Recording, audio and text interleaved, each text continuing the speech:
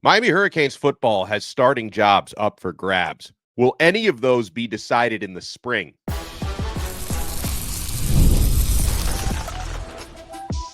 You are Locked On Canes, your daily podcast on the Miami Hurricanes, part of the Locked On Podcast Network, your team every day. I am Alex Donno, University of Miami alumnus, co-host of Locked On ACC, and writer for Canes County at Rivals. And thank you so much to the everydayers for making Locked On Canes your first listen and your first watch today. We're available free wherever you get your podcasts. We're free on YouTube. We're part of the Locked On Podcast Network, your team every day. On this episode, we'll talk about the latest on the rumors swirling about Miami possibly losing 2 assistant coaches. And we're a week and a half away now from spring football. Maybe no news is good news on both of these fronts. We're going to talk about the most important players outside of Carson Beck, because that one's so obvious heading into the 2025 season.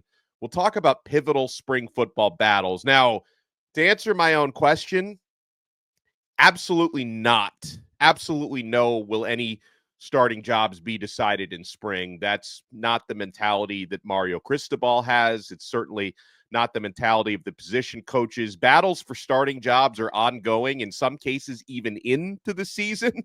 Starting jobs can go week to week once that season begins. But I will tell you, having gone out to spring football for the past several years and watching, the media viewings of practices, there's always a few surprises out there in spring.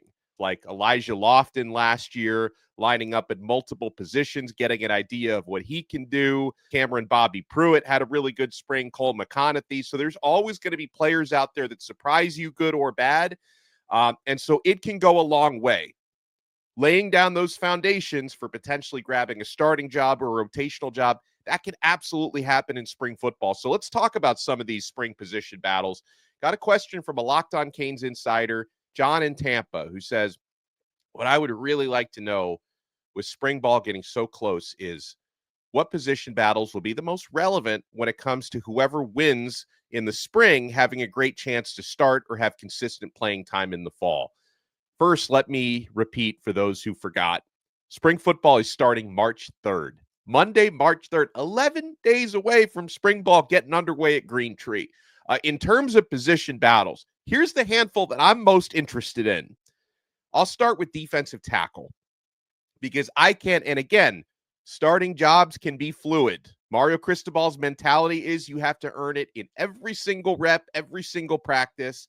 So if I look at the defensive tackles, it would be really easy for me to pencil in Ahmad Moten, who had a really strong end of the season last year, and Justin Scott, who's got that 5-star pedigree. I could pencil them in as starters, but they both need to earn it. And earning that is going to start March 3rd at Green Tree. David Blay is someone who comes in from Louisiana Tech with a fantastic resume in G5. He produced 6.5 sacks from the interior last year. He's over 300 pounds. He looks like an animal. Josh Horton is another one who's on the roster heading into, what would this be, Horton's 3rd year now, who I'm sure has a chip on his shoulder to compete. So defensive tackle is one I'm going to look at. And I had to start with defensive tackle because I know our guy Bruce Warner, the truth teller, is listening, and everything starts and ends with the defensive tackles with that dude. So truth teller, that one was for you. Defensive back, so many new faces in the defensive backfield. Corner, safety, nickel. You've got starting jobs up for grabs left and right. We're going to get an opportunity in the spring with all the newcomers. We're going to be watching these guys practice for the first time because, guys will come in from their other schools with impressive stats, good reputations. But for all the new guys, new defense they're learning. I mean, everybody's learning, indeed, new defense, I should say, because the defensive coordinator is new. New defense, new environment, new teammates. So you really don't know until you see how these players practice. Guy like Zechariah Poyser coming in, the star safety out of Jacksonville State. Of course, he's making a big jump up from Jacksonville State to Power 4. He's going to compete for a starting safety spot. A guy coming back from last year was a true freshman last year, Dylan Day, who obviously every time he got on the field, especially on special teams making plays, I don't sleep on Dylan Day. That dude could be ready to break out this year and compete maybe for a starting job. Xavier Lucas coming in from Wisconsin to play corner. He comes in with a major pedigree, had a good true freshman season there last year. Ethan O'Connor, Emmanuel Carnley, Charles Brantley, more corners who are going to come in to try and grab starting jobs. I mean, Miami's defensive secondary has been transformed when it comes to all the new names that have come in. Ryan back from last year. As a true freshman, he battled injuries, so he should not be slept on. I mean, O.J. Frederic, of course, is another one you kind of you pencil into a starting job, and you basically earned it on the field last year, but he's going to have to earn it all over again. His former high school teammate, Ryan Mack, I'm sure is going to try to compete for starting jobs there as well. You know, who's going to start at nickel? Could Charles Brantley, the transfer from Michigan State, does he fit that profile? Damari Brown, who's back from last year, hopefully completely healthy, he could have potential there. Some have even hypothesized that Damari Brown could even move to safety. So what position is he going to be focusing on during spring? That's going to be exciting to see. So defensive back, in a lot of ways, it feels pretty wide open. And, of course, I didn't even mention Zaquan Patterson, who's back from last year, who, of course, out of Chaminade a couple of recruiting cycles ago, we have very high hopes for. The young man is a big-time hitter. Could he be one of the next great safeties at Miami? So from defensive back, we'll move on to receiver. So there are going to be some big battles there because Miami's receiver room, they lost almost all of their production from last season. Xavier Restrepo, Jacoby George, Sam Brown, they're going pro. Isaiah Horton transferred to Bama. I don't know if he regrets that decision because that was before Carson Beck came over here, but he gone. So in terms of the guys that are either coming in, you got one transfer so far. You got some true freshmen coming in, and of course the returning players from last year who don't have a whole lot of experience. CJ Daniels, who transfers in from LSU, he's the most experienced player now in that receiving room, but he's joining a new team and a new offense. So we got to see CJ out there who, again, this is a guy I could probably pencil in to be a starting receiver, but we got to see it with our own eyes, folks. Miami's coaching staff, same thing. JoJo Trader, he looks ready to break out, but he doesn't have a whole lot of experience. This is his opportunity. He had the big bowl game, back in late December, which gave us some serious hope. And of course, JoJo comes out of Chaminade. He and Jeremiah Smith played there together. Trader had an awesome career in high school. Ray Joseph, who's the most experienced guy vying for the starting slot position, but he could get competition from Malachi Toney and Dalen Upshaw, a couple of talented true freshmen for that spot. Joshua Moore, another true freshman. Josh Moore, who already has the elite size coming out of high school, 6'4", 205 pounds, and Moore is someone who is reportedly just absolutely rocking the offseason program. We read something from Azubi Charles at CaneSport last week where he's heard that Moore has been performing like a freak in the offseason program. So, maybe Joshua Moore is someone who, again, he already has that size and that profile. He could get some playing time right away. Nye Carr, Chance Robinson heading into year 2. They're both talented and hungry. So receiver is going to be a good one.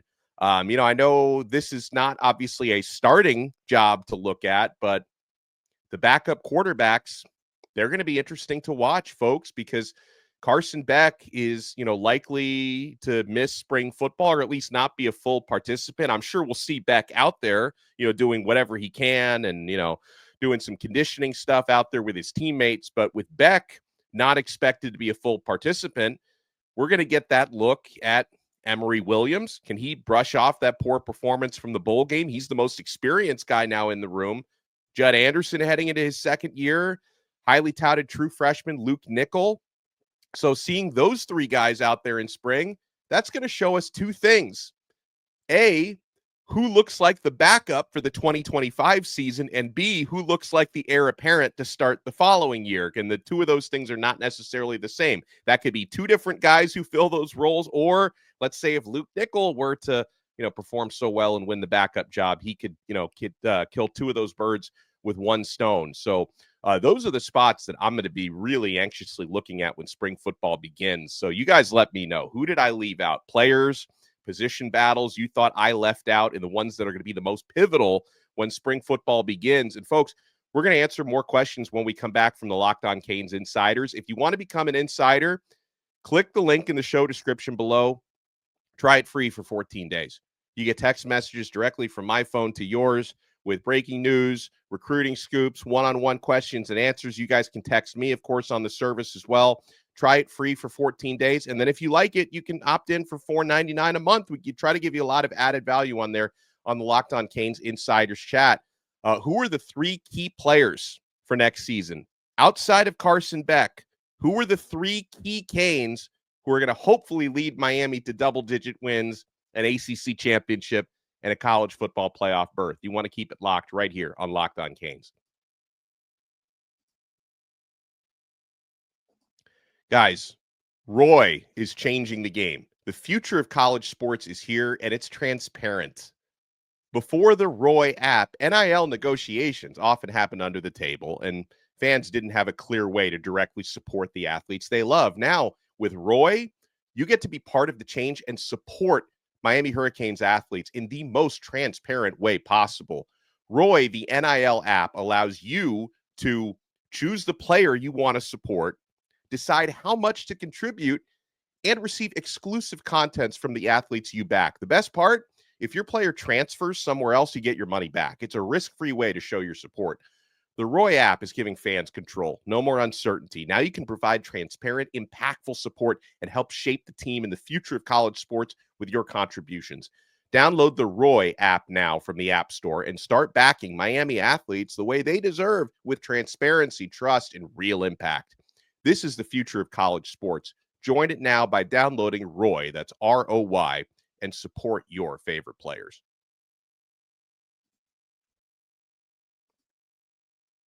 Thank you for making Locked On Canes your first listen and your first watch today. Make sure to smash that like button, subscribe. For your next listen, check out Locked On ACC. Kenton Gibbs and I break down everything going on in the conference, basketball, football, conference realignment, rumors, available free wherever you get your podcasts and available free on YouTube. Good question by D Red, who says, hey, not counting Carson Beck, who would be Miami's 3 key players for this season to be a successful one? It can be a fresh one coming in or a key returner. Now, okay, I feel like the first part of this exercise, D-Red, is we've got to decide what a successful season looks like, right? I would say a successful season would be qualifying for the ACC championship game. I mean, to me, that's where you got to be this year. Like, Miami was so close last year. You could say we choked, giving up that 21-point lead in the Syracuse game. And if you get into the ACC championship game, of course, I would prefer to win it if you're in it. But if you get into it, probably guarantees you a college football playoff spot, because SMU got into the championship game. They lost, but they still got into the CFP. So I would define a successful season as you get into that ACC title game. Miami hasn't been in it since 2017. Was that the only time they were in it? Ugh. Painful memories, but I would define that as like that's the first benchmark you would say for success, right? So in order for Miami to get there, all right, let's talk about 3 key players. I'm gonna go Rueben Bane Jr. I'm gonna put him right up there because Bane, he's got the potential, and he's shown that at times to be Miami's game changer on the defensive line, to be the ultimate disruptor, to be the guy that opposing offensive coordinators are going to have to account for and game plan for and give them headaches in the lead up to a game, because Rueben Bane, with his combination of instincts, size, explosive power, an excellent natural, I should say, pass rusher. And I get it. We didn't see enough of that in 2024. I think there were a lot of reasons for that, including Bane missing several games from injury and not being fully recovered from that injury. I think he was playing through a lot of pain last season. I also would hope that the defensive scheme under Heatherman is, more suited to being disruptive than last year's was, because there was a lot missing from Miami's defensive scheme last year under Lance Guidry. And so Rueben Bane, who showed us consistently throughout his true freshman season in 2023 and showed us in flashes of 2024, I think this is the year of the Bane. And let's not forget, folks, Rueben Bane is entering the equivalent of a contract year, you would say, for a pro athlete, because Bane, this is the final year that he has to be in college, right? 3rd year. So if Bane, he's got incentive to have a monster year because he could parlay that into going to the NFL draft. Now, selfishly, I would prefer for Bane to stay for 4 years, but he's heading into a contract year. If he performs big time, he could propel himself into a high NFL draft pick. So I'm going to go with Rueben Bane as someone who is a pivotal player or one of our 3 key players we're putting in. Another one, this is a little bit more off the beaten path. I mentioned this guy earlier. CJ Daniels at receiver. I think this is so important. And I think the receiver position is to be continued because I think Miami will try to add another receiver in the April transfer portal. But until they do that, I'm going to assume CJ Daniels is going to be the most experienced receiver in Miami's room. He's 5th-year guy. Played pretty well at LSU last year, played lights out at Liberty prior to that. He can set the tone for the room, Daniels, and he can become a prime target for Carson Beck because he's got more experience. There are other talented receivers in that room, JoJo Trader, but CJ's the guy with the proven experience, and so I think he's going to be someone that entire room and that entire offense can really lean on next year. Another one I'll give you, and you mentioned, D-Red, that we can go with fresh faces coming in. I don't know if I'm maybe giving this one too much credence, but I think the potential is there that this guy can lock down one side of the field next year.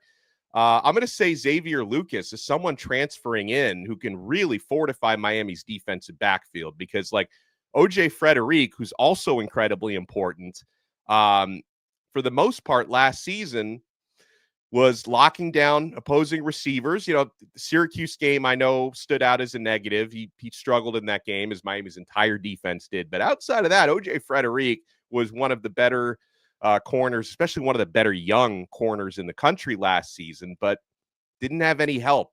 Offenses could exploit all the other parts of the field. So Xavier Lucas coming in, if he continues that trajectory that he has coming out of Wisconsin, where he had a good year, I think he and OJ Frederique can be a lockdown duo at corner. So I'm going to look at Xavier Lucas as a really important one. It's me here, so I can't just give you 3 names and just move on to the next one. I'm going to give you some honorable mentions as well, D-Red. Some other guys who I think could easily be in this conversation. Other players worth mentioning as key players. Elijah Lofton. Miami lost. They lost their top tight ends from last year. Elijah Arroyo, Cam McCormick, Riley Williams transferred to Oregon State. By the way, we heard from Riley's grandfather yesterday. Shout out to Grandpa Jim. We miss the Williams family. Like, you guys were awesome. And Riley Williams is back closer to home at Oregon State. He's going to wear the number 88 next year, the same number he wore here. So shout out. I've got no ill will towards Williams for transferring out. Go get it, young man. And as long as he didn't go to Florida or Florida State, which he didn't, Oregon State, I will root for Riley Williams. Good luck out there to you. But yeah, Miami lost a big chunk of their tight end room last year. And Elijah Lofton is someone who, 2nd year now out of Bishop Gorman, is really expected to step up and probably be the top guy in that room. He had limited work last year, but graded out the top freshman grade in the country, according to Pro Football Focus. Didn't play as many reps as some other freshmen did, but 150 receiving yards and a touchdown, had a rushing touchdown last year. Elijah Lofton is worth mentioning. Mark Fletcher and Jordan Lyle. I mean, I know that when I was going through key players, some of you were probably screaming at your smartphone, like, how's he not bringing up the running backs? Yeah, Miami's running game, to me, it has the potential to be one of the best in the country if they lean on it properly and if the room stays healthy, of course. And Mark Fletcher and Jordan Lyle, to me, could be one of the best 1-2 punches in the nation. So you have to throw them in there.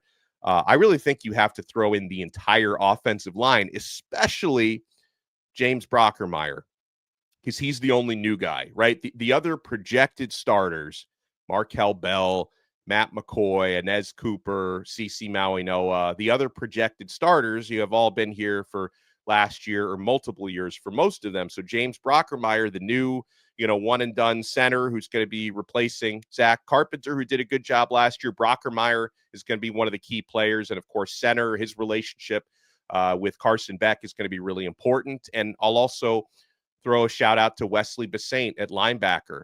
he's had a very good Miami career to this point, and this is the last ride for him, 4th year. All right, we'll take more of your questions. Plus, what we know factually about these rumors about Miami potentially losing wide receivers coach Kevin Beard and safeties coach Will Harris, who just got here like a week ago. Are we really going to lose these guys? We'll have that and more for you next. Keep it locked right here on this brand new episode of Locked On Canes.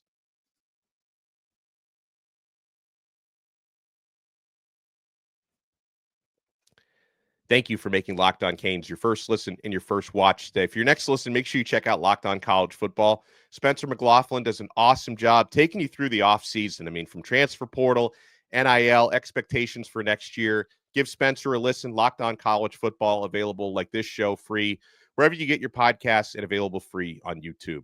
Our guy, Gilbertito, asked me, hey, if you had to bet $1 million today on who the number 2 quarterback will be for the 2025 season, who would you bet on? Man, Gilbert, if I were betting $1 million on that, I would really know I have a gambling problem. But if you're forcing me to do that, I would put my money on Emory Williams to be the number 2 quarterback for next year. He is by far the most experienced quarterback in Miami's room, having started a couple of games, played in a handful of games. Judd Anderson has not played a single collegiate snap. Luke Nickel, obviously, as a freshman, has not played a single collegiate snap. Emory Williams has been in this offense, Shannon Dawson's offense, going into his 3rd year, which is a year ahead of Anderson and 2 years ahead of Luke Nickel. So yeah, I mean, if you're thinking about what a backup quarterback actually is, like someone who you hopefully don't have to use in key situations, break glass in case of emergency, maybe you rely on the one who's the most experienced guy. So that's why I would lean to Emory Williams as being the backup. Now, obviously, there's X factors there. I mean, we haven't seen Luke, who just had a tremendous high school career, and he's a friend of the show. Judd is a friend of the show as well. Both of these guys, of course, have talent, and they have an opportunity to go out there and earn it, spring football and fall practice. But I think they're at a disadvantage because of the experience levels. But they could flat out earn it, or I don't want to see it come to this, but obviously with Emory, heading into his 3rd year, like if he doesn't feel like he's necessarily going to get an opportunity to be the starter here, I don't know if he is going to, and I hope he doesn't decide to transfer in April, but that's still a possibility. But we just saw Jakari Brown do just that last year, right? Jakari sat out the winter transfer window, played in spring football, transferred in April. So, I mean, I think one of the reasons why I would be hesitant to bet $1 million or even $100 on who the backup quarterback is going to be is that there are still some X factors out there. But I think the safest bet to handicap that would be Emory Williams would be the favorite. Stephen C. asks, is Carson Beck doing any throwing yet? I mean, not to my knowledge. I mean, I think it was just recently he got like the brace off of his right arm. I know Miami does not want to rush him because, I mean, why would you risk any setbacks? What we kept hearing was that based on Beck's recovery, had successful surgery on the elbow a few months ago, that he should be ready to throw by early summer. Early summer probably meaning like early May, late April. I know that's technically not summer if you want to go by the solstice or that nonsense, but I think it points well before fall camp starts in August, probably a couple months before that. Carson Beck is going to be throwing, but I don't think that time has come for him yet. We get this one from the 954. Has the buzz calmed down on Coach Will Harris yet? Okay, on Will Harris. So again, this was we talked about this a little bit on Tuesday, and like we had to talk about it because everyone was talking about it. So a Gators YouTuber, a grown man who goes by Silk, claimed to have heard directly from Coach Harris that he was going to be already jumping to the NFL. Will Harris just a week ago was reportedly hired by Miami. So that was the rumor. That was the buzz that got people chattering about it. Here's the facts, though, folks. The facts are Every day since he got the job in Miami, Will Harris has literally been in the office working. So it's not as if this guy is like jet setting out to do NFL interviews or anything like that. He's been in the office working, and there have been Miami recruiting targets who have actually tagged Will Harris as someone who is recruiting them and contributing to their Miami offers. So he is recruiting, he is in the office working. We've heard nothing to the contrary of that. So I think I think the hypothetical that people are putting out there is, he's pretty close with Brandon Staley, who currently has a job on the 49ers staff, former Chargers head coach, and Will Harris worked under Brandon Staley with the Chargers. So Brandon Staley is one of the top candidates. I don't think he's gotten the job yet, but he's one of the top candidates for the New Orleans Saints defensive coordinator job. So the speculation is that if Staley gets that job, he might call up Will Harris to join him there. But there's a lot of ifs. Like, none of that stuff has happened to this point. And Will Harris factually is in Miami working. A lot of people have asked me about Kevin Beard as well, who, again, Coach KB is still at his office working, recruiting. Miami is 11 days away from spring football opening up. Now, it seems crazy that there are even rumors out there about Miami wide receivers coach Kevin Beard, who would be heading into his third year at Miami. It seems crazy that there are even rumors about him possibly leaving, because from where I sit, I think he's doing a tremendous job at his alma mater. But it seems like there is legitimate interest in Kevin Beard from Syracuse, who has a wide receiver job open, that he's a person of interest there, which from their point of view makes a lot of sense. Fran Brown, who's way up there, Syracuse is like the wilderness compared to South Florida, but Fran Brown, their head coach, he's trying to continue to recruit this area. Like, he's trying to really set up footholds in South Florida recruiting. If you were to hire a guy like Kevin Beard, that would be a coup for South Florida recruiting in Syracuse. So it's no surprise why KB would be a person of interest there. Now, in terms of KB leaving Miami for Syracuse, is that really something he wants to do? I don't know how much money they might offer him now. So that's really going to come down to, does KB want that change for himself? And I think most importantly, would Mario Cristobal let that happen? Because there are reports, and again, I don't know anyone's contract status, and Miami's a private school, so they don't even have to release this information. So I'm going to tread lightly here. I know there have been some rumors that maybe KB's contract is expiring, in the coming weeks, and he hasn't gotten a new one yet. I don't know if that's true or not, but those are some of the rumors out there that maybe he needs a new contract. So it might have to come down to does he really want a change of scenery? Because I don't feel like going to Syracuse is certainly not a step up. I know they beat us on the field last year. I remember that, but that's a lateral move at best, and that's being generous. And will Mario Cristobal let that happen? But again, KB, Will Harris, they're in the office working, they're recruiting. We're a week and a half away from spring football.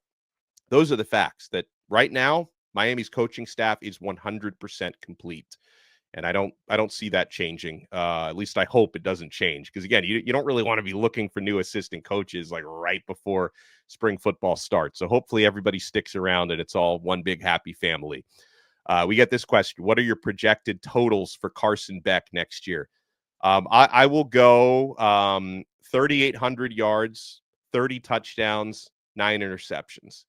And part of that, that would be better than his stats at Georgia last year. There are a lot of, if not for all the drops, he probably would have had 3,800 plus yards last year. I don't think he's going to quite have like the Cam Ward stat line, because I think Miami will probably lean on the running game a little bit more this year than they did last year. I think Beck's going to have a good season. You give me single-digit interceptions, a good touchdown ratio, you close in on 4,000 yards, I would take that. We get a question from Quan the Cane, who says, Donno, how do you feel about the unofficial proposal for the new college football playoff in terms of the ACC? Do you think it's a disadvantage for Miami or an advantage for Miami, since we have the best roster on paper in the ACC for the foreseeable future? However, we always slip up in ACC play. Well, Quan, you're referring to so the Big Ten and the SEC, who have all the leverage and all the power. They are suggesting, and apparently they have the power to probably make this happen, in the next college football playoff format, where it could expand probably to 14 or even to 16 teams, that you would get 4 automatic bids apiece for the SEC and for the Big Ten. In no way is that good for Miami or anybody in the ACC, because what that would mean, let's say the playoff expands to 14 teams. 8 of those bids automatically go to the Big Ten and the SEC. You've got 6 bids remaining for a combination of ACC, Big 12, Notre Dame as an independent, and the entire group of 5. So 6, but chunk change after those 8 guaranteed bids. So listen, I mean, Miami's got to keep building rosters the way that they're doing it. And Miami needs to, like you said, they need to stop slipping up in some of these ACC games. So, if you've got the most talented roster, you're in a pretty good position. But if you're telling me after the auto bids go to the Power 2, if you're fighting for scraps after that, like maybe you get 2 bids to your conference after the dust settles, then in no way is that good for Miami, for Clemson, for Florida State, for anybody in the ACC. That would not be a good thing. And if it does play out that way, where you get all those auto bids for the other conferences, that it puts the ACC in a weakened position and everybody who's a part of it. So I would not look forward to that whatsoever. We got a couple of recruiting questions here. Someone was asking about Jackson Cantwell. So listen, Miami, Missouri and some others would be tough to beat for Cantwell. He's a Mizzou native. He's the number 1 recruit in the country, 6'8", 305-pound offensive tackle. Where Miami does have an advantage is Cantwell knows that Miami probably one of the most, if not the most, offensive line-centric programs in the country. Head coach is an offensive lineman. Offensive line coach is one of the best in the country. They have developed some great players. You look at what CC Maui Noah is doing. Jalen Rivers, of course, they weren't there for the entirety of his career here, but Rivers took big steps up with this current staff. They coached Penei Sewell at Oregon. So that's where Miami has an advantage, and they're going to be at the table here. And Cantwell's going to be visiting Miami in March, unofficial, and then hopefully comes back for an official visit. Miami is going to be in a good position because of the track record for developing offensive linemen, putting guys into the NFL. But, at this time, most people consider Miami to probably be playing from behind on this one, but a lot can change with multiple visits coming up, and the Hurricanes are very much in it for Cantwell. We got a question from Andrew from PA about Chris Henry Jr., the top receiver in the class. He says, and he's right, currently committed to Ohio State, but he locked in an OV he locked in a bunch of OVs, USC, Miami, some other ones. I think it would take something truly special to pull Chris Henry away from Ohio State. He's been committed there for, I think, a couple of years. Unfortunately, Brian Hartline is still there. We need him to leave Ohio State at some point. But not only is he there, they promoted him to offensive coordinator. We'll see how that goes. But honestly, I think everybody except OSU is on an uphill swim or an upstream swim to try to steal Chris Henry away. But getting the OV is big. Like, you give yourself a chance, give yourselves an opportunity, and maybe we're changing our tune by summer. Huge thank you to you guys for making Locked On Canes your first listen and your first watch today. Make sure to smash that like button, subscribe. Make sure to subscribe on Apple Podcasts, Spotify, the Odyssey app, wherever you get your podcasts. And we'll talk to you again next time on another episode of Locked On Canes. We are part of the awesome Locked On Podcast Network, your team every day.